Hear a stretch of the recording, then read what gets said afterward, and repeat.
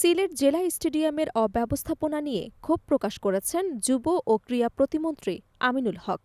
তিনি বলেছেন, গত ১৬ বছর স্বৈরাচারী সরকারের আমলে ক্রীড়াক্ষেত্রে উন্নয়নের নামে ব্যাপক মেগা দুর্নীতি হয়েছে।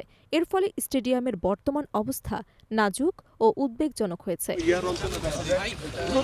আজ বুধবার দুপুরে স্টেডিয়াম পরিদর্শনের পর সাংবাদিকদের সঙ্গে আলাপকালে প্রতিমন্ত্রী বলেন, পূর্ববর্তী সময়ে জনগণের ভোটাধিকার হরণ করে ক্ষমতায় থেকে ক্রীড়া খাতে প্রচুর অর্থের অপচয় ও দুর্নীতি হয়েছে, তাই আজকের এই পরিস্থিতি। তিনি সতর্ক করে উল্লেখ করেন, দেশের প্রতিটি ক্রীড়াঙ্গনকে পুনরায় কার্যকর ও সুসংগঠিত করার প্রয়োজন। এ প্রসঙ্গে প্রতিমন্ত্রী ঘোষণা করেন, আগামী ৩০ এপ্রিল সিলেট জেলা স্টেডিয়াম সহ দেশের প্রতিটি জেলায় নতুন ক্রীড়া কর্মসূচি একযোগে উদ্বোধন করা হবে।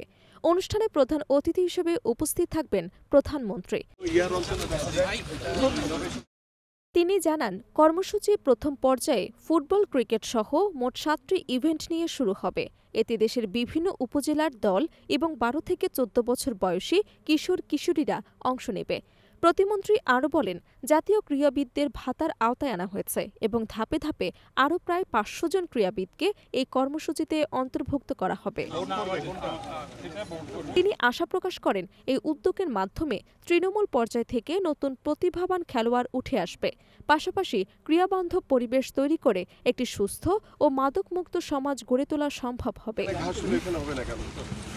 পরিদর্শনের সময় প্রতিমন্ত্রী খুদে ক্রিকেটারদের সঙ্গে কুশল বিনিময় করেন। এছাড়া দুপুর ১টায় তিনি সিলেট আন্তর্জাতিক স্টেডিয়ামও পরিদর্শন করেন। এ সময় উপস্থিত ছিলেন সিলেট সিটি কর্পোরেশনের প্রশাসক আব্দুল কাইয়ুম চৌধুরী, বিসিবি পরিচালক রাহাত শামস, মহানগর বিএনপির ভারপ্রাপ্ত সভাপতি রেজাউল হাসান কয়েস লদি, সাধারণ সম্পাদক ইমদাদ হোসেন চৌধুরী, বাংলাদেশ ক্রিকেট দলের সাবেক অধিনায়ক রাজিন সালেহ, ক্রীড়াবিদ রেজাউল করিম নাচন সহ বিভিন্ন স্পোর্টস সংগঠনের প্রতিনিধিরা। প্রতিমন্ত্রীর এই উদ্যোগ কেবল সিলেট নয়, দেশের প্রতিটি জেলার ক্রীড়াঙ্গনকে নতুন করে সাজানোর লক্ষ্য রাখছে। তিনি জানান, পরবর্তী সময়ে প্রতিটি জেলা স্টেডিয়ামে ক্রীড়া সামগ্রী, প্রশিক্ষণ এবং উন্নত ব্যবস্থাপনা নিশ্চিত করা হবে।